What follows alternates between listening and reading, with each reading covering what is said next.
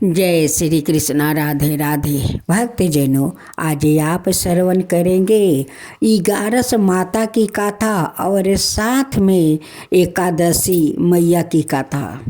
ये दोनों कथा बहुत पुण्यकारी है। इसे सुनने से आपका सारा संकट है वो दूर हो जाएंगे और सारे मनोवांछित फल वो पा जाएंगे। भक्तजनों, कथा सुने तो पूरा सुने, अधूरा मत सुने। भगवान को बहुत अपमान होता है। सुनने से भगवान बहुत खुश हो जाते हैं और आपका सारे मनोकामना पूरा कर देते हैं। बहुत समय पहले की बात है। सतयुग के अंतिम चरणों में एक पवित्र और समृद्ध राजा था। सोरगाढ़ा इस राज्य के राजा थे। महाराज जयवर्धन एक धर्मनिष्ठा, विद्वान और अत्यंत अन्याय प्रिय शासक था। उनका राज्य फलों फूलों से लादा रहता था। नदियों निर्मल बहती थी, खेतों में सोना उगती थी और प्रजा राजा को भगवान मानते थे। परंतु राजा की एक ही पीड़ा था, संतान का अभाव। वर्षों तक उन्होंने यज्ञ पूजा व्रत और तप किया, किंतु कोई संतान नहीं हुआ। अंत उन्होंने कठोर एकादशी व्रत 11 माता का व्रत किया। 12 बरस तक उन्होंने हर एकादशी को उपवास रखा। 11 माता की विधि पूर्वक पूजा की और हृदय से प्रार्थना की, माता मुझे एक नहीं 2 कन्या दो, जो इस राज्य की शोभा हो, मेरा कुल दीपक बने। तब एक रात सपने में 11 माता प्रकट हुई।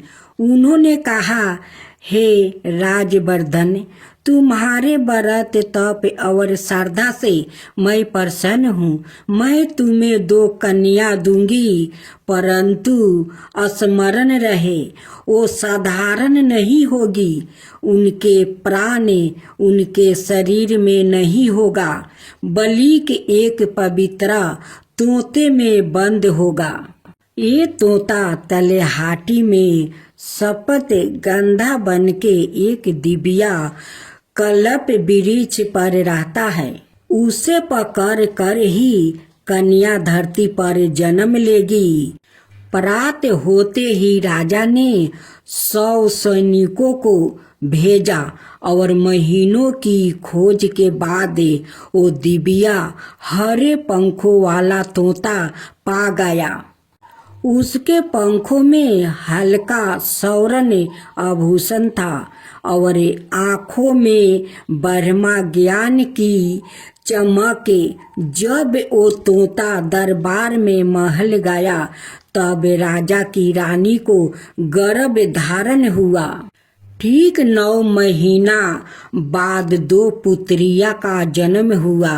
दोनों को नामकरण हुआ, राजकुमारी सुरभि और राजकुमारी माधवी। दोनों कन्याओं को नाम पड़ा। सुरभि शांत, गंभीर और अद्भुत बुद्धि की धनी थी और शास्त्र वेद ज्योतिषी और युद्ध काल में निपुण होती गई। माधवी हंसमुख, चंचल और संगीता और चित्रा काल में पारंगत हुई। दोनों बहनों में अतुलनीय प्रेम थी। वो हर पल साथ रहती थी, साथ खेलती थी, गाती और साथ सोती थी। लेकिन महल के सबसे गुप्त कक्ष में एक स्वर्ण नगरा था। उसमें एक दिव्या सोने का पिंजरा रखा था, जिसमें वो तोता सुरक्षित था।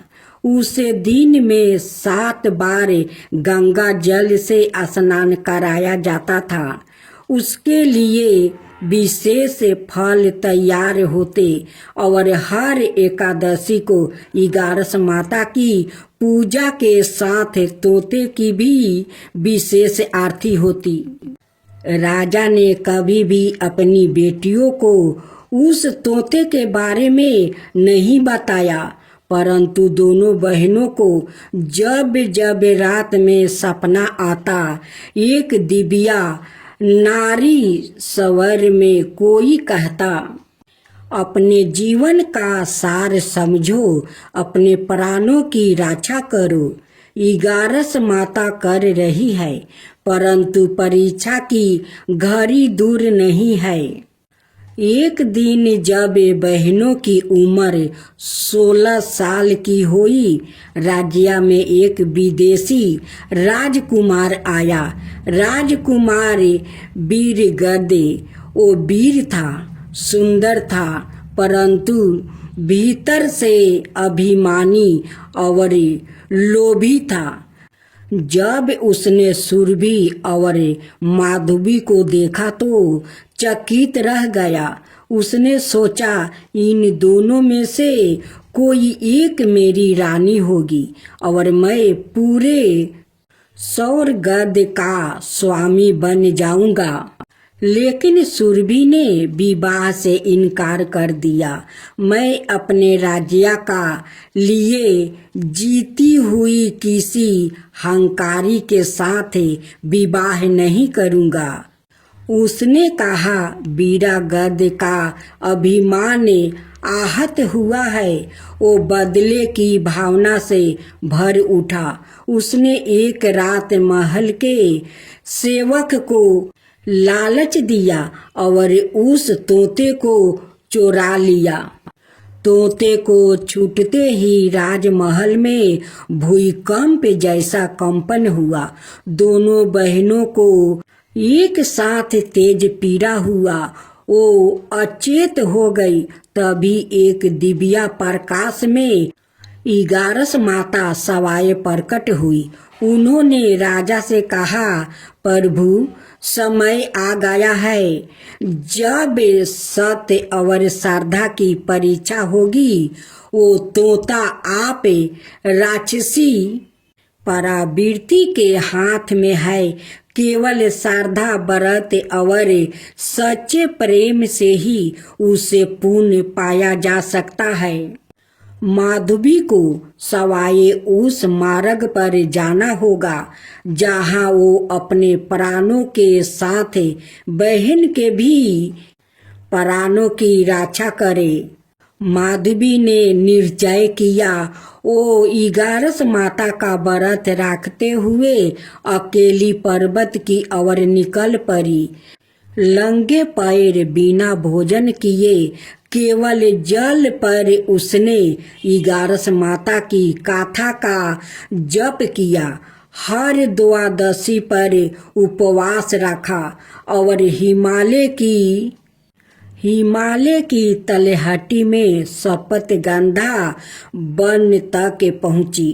वहां एक गुफा में उसे तोते को देखा, पिंजरे में कैद और चारों ओर अंधकार था। जब वो तोते की ओर बढ़ी तो राक्षसी शक्ति प्रकट हुई। वीरगद्दे सवाए एक मायावी शक्ति में बदल गया था।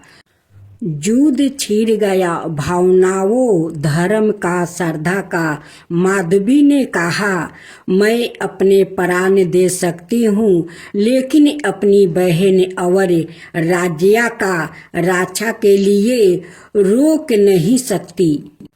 तभी 11 माता ने प्रकाश रूप में प्रकट होकर कहा, बेटी, तू परीक्षा में उत्तीर्ण हुई। तेरा प्रेम, त्याग और तप मेरी कृपा का पात्र है। उन्होंने उस तोते को आशीर्वाद देकर मुक्ति कर दिया और दोनों बहनों के प्राण उनके शरीर में वापस अस्थिर कर दिया। वीरगद्दे की मायावी शक्ति भस्म हो गई। माधवी को वरदान मिला, तेरा नाम योग तक याद किया जाएगा। 11 बरत की रक्षा करने वाली कन्या के रूप में जब राजमहल में माधवी और तोता वापस आए, सुरभि की आंखों से आंसू बह निकले। उसने बहन को गले लगाकर कहा, तू सिर्फ मेरी बहन नहीं, मेरी जीवन दाता है। राजा ने 11 माता का वैभव मंदिर बनवाया, जहां आज भी हर एकादशी को स्त्रियां 11 माता का व्रत करती है, ताकि उनके परिवार पर कभी संकट ना आए। अब सुने एकादशी माता की कथा। भगवान विष्णु बोले, हे इंद्र, ऐसा मायावी दैत्य कौन है जिसने सब देवताओं को जीत लिया है? उसका क्या नाम है? उसमें कितना बल है और किसके आश्रय है और उसका स्थान कहाँ है? यह सब मुझसे विस्तार पूर्वक कहो। भगवान के ऐसे वचन सुनकर इंद्र बोले, हे सर्वव्यापी भगवान, प्राचीन समय में चंद्रावती नगरी में नारी जंघे नाम का एक राक्षस था। उसी के महापरिक्रमी और लोक विख्यात मूर नाम का पुत्रा ने सब देवताओं को स्वर्ग से निकाल कर वहां अपना अधिकार कर लिया है। वो इंद्र, अग्नि, वरुण, यम, बाहु, ईशा, चंद्रमा, नैतिरत आदि सबके स्थान पर अधिकार करके और सूर्या बनकर आप ही प्रकाश करता है। सवाई मेघ बन बैठा है और सबसे अजय है। हे असुर निकंदन, उस दुष्टों को मारकर देवताओं को निर्भय बनाइए। इंद्र के ऐसे वचन सुनकर भगवान विष्णु बोले, हे देवताओं, मैं शीघ्र ही तुम्हारे शत्रु का संहार करूंगा। तुम चंद्रावती नगरी को जाओ। इस प्रकार कहकर भगवान सहित सब देवताओं ने चंद्रावती नगरी की ओर प्रस्थान किया। उस समय दैत्यपति मूर दैत्य सेना सहित युद्ध भूमि में गरज रहा था। उस बलवान असुर की गर्जना सुनकर सब देवता भय के मारे चारों दिशाओं में भागने लगे। जब सवाए भगवान विष्णु रणभूमि में आए तो दैत्य उनको भी देख कर अनेक प्रकार के अस्त्र शस्त्र और आयुध लेकर दौड़े। भगवान ने उनको आते देखकर सर्प के समान अपने बाणों से उनके शरीरों को बींध डाला। अनेक दैत्य उनके हाथों से मारा गया। केवल एक मूर ही बाचा रहा। वो अविचल भाव से भगवान के साथ युद्ध करता रहा। भगवान जो भी छीन बाण उसके शरीर में मारते, वो उसके लिए पुष्पा के समान हो जाते। शास्त्रों के प्रहार से उसका शरीर छीन बीन हो गया, परंतु वो फिर भी युद्ध करता ही रहा। अब वो आप से मलेल युद्ध करने लगा और 10,000 बरस तक उनका मलेल युद्ध होता रहा, परंतु वो दैत्य भगवान से पराजित ना हुआ। तब भगवान विष्णु युद्ध से थक कर बदरिका आश्रम चले गए। वहां पर एक हेमवती नाम की सुंदर गुफा थी। उसमें विश्राम करने के लिए वो उसके अंदर प्रवेश कर गया। यह गुफा 12 योजन लंबी थी और उसमें एक ही द्वार था। भगवान वहां जाकर सो गया। वो दैत्य उनको सोया हुआ देखकर मारने के लिए उद्यत हुआ। वो अभी मारने का प्रयत्न कर ही रहा था कि उनके शरीर से एक अत्यंत प्रभावशाली सुंदर कन्या अस्त्र शस्त्र धारण किए हुए प्रकट हुई और दैत्य के सामने आकर युद्ध करने लगी। वो दैत्य उस बलवान कन्या को देखा, आश्चर्य विनीत होकर उसके साथ युद्ध करने लगा। उस कन्या के ऐसे भयानक पराक्रम को देखकर दैत्य विचारने लगा कि इस कन्या को किसने बनाया है जो ऐसा भयानक युद्ध कर रही है। वो ऐसा विचार कर ही रहा था कि उस महादेवी ने उस बलवान दैत्य के रथ को चूर चूर कर दिया और उसके अस्त्र शस्त्र को काट कर टुकड़े टुकड़े कर दिया। तब वो दैत्य महान क्रोध करके मल्लेल युद्ध करने लगा, परंतु देवी ने उसको धक्का मारकर मूर्छित कर दिया। जब वो दैत्य मूर्छित से जागा तो उस देवी ने उसका सिर काट डाला। इस प्रकार वो दैत्य तो पृथ्वी पर गिरकर मृत्यु को प्राप्ति हुआ और बाकी दैत्य डर के मारे पाताल लोक को भाग गया। जब भगवान विष्णु की निद्रा टूटी तो उन्हें मूर दैत्य का काटा हुआ सिर ओ कन्या को दोनों हाथों जोड़कर खड़े देखा। तब भगवान उस कन्या से पूछने लगे कि हे देवी, जिस दैत्य से इंद्रादि के सब देवता भयभीत होकर स्वर्ग से भाग गया था, उसको किसने मारा है?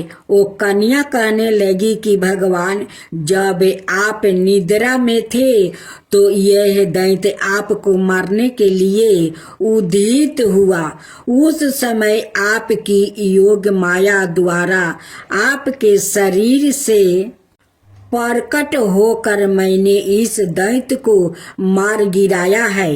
यह सुनकर भगवान कहने लगे कि हे देवी, तुमने देवताओं के भय को दूर करके बड़ा भारी कार्य किया है।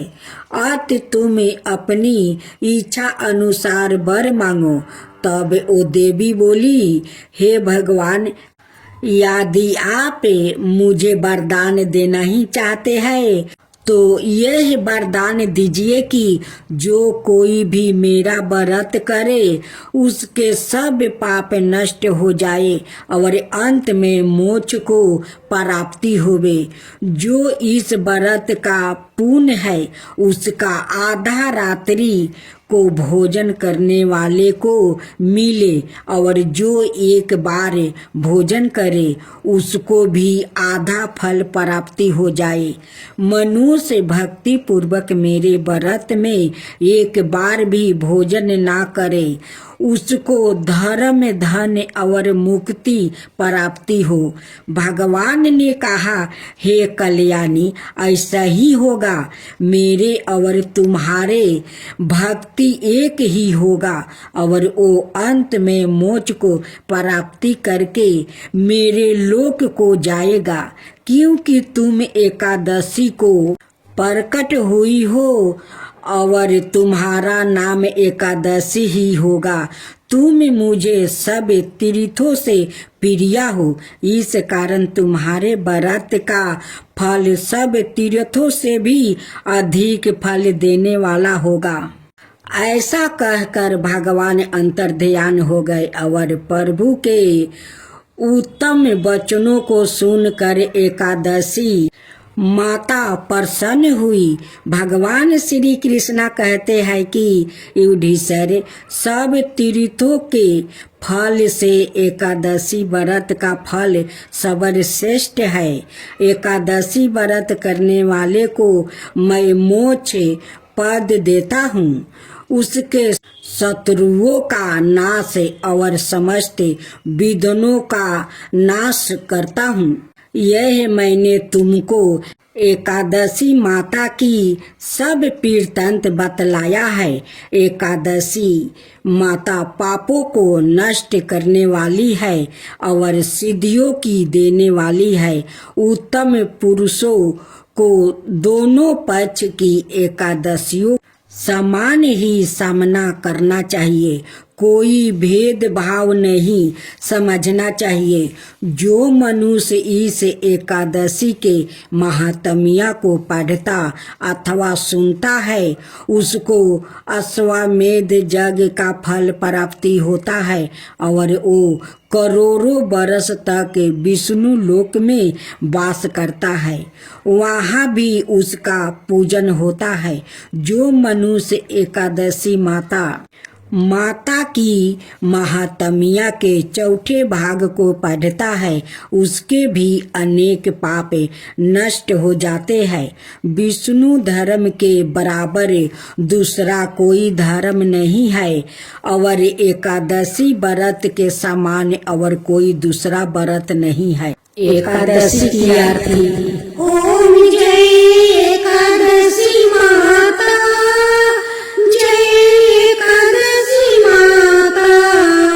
विष्णु पूजा व्रत को धारण कर सकती, मुक्ति पाता तेरे नाम गिनाऊं देवी।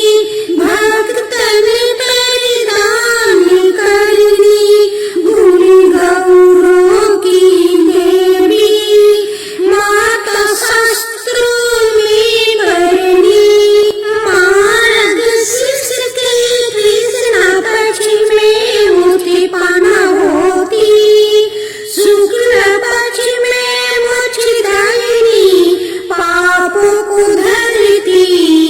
पूर्णिमा के कृष्ण पक्ष की सबला नाम कहे।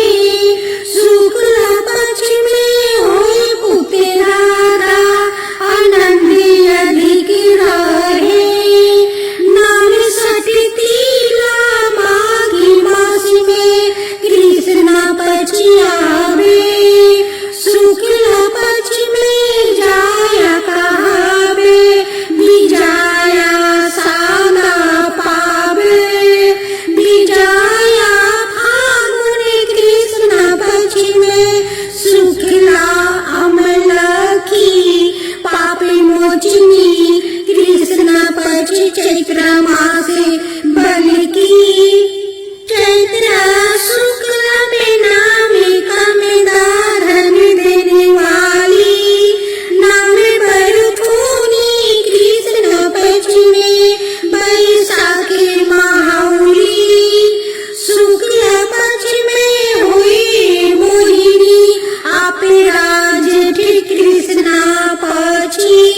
नाम निर्जला सब सुखी करनी, शुक्ला पक्ष रखी। योगिनी नाम आषाढ़ में जानो, कृष्ण पक्ष बरनी। देवसायिनी नाम कहावे, शुक्ल पक्ष धरनी। कमी का श्रवण मास में आवे, कृष्ण पक्ष कहिए।